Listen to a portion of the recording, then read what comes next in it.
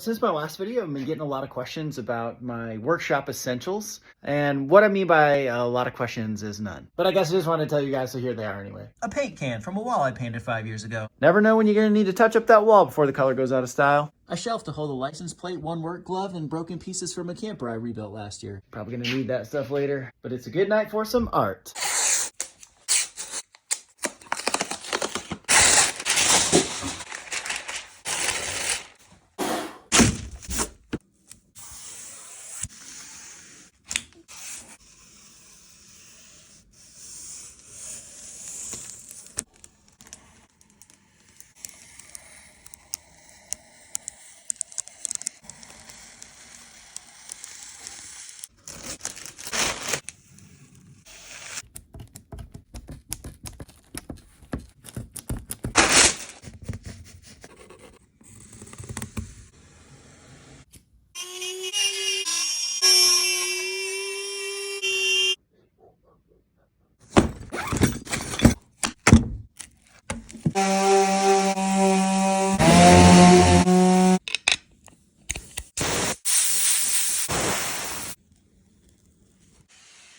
Ooh, it takes a long time. Stay tuned for paint the reveal.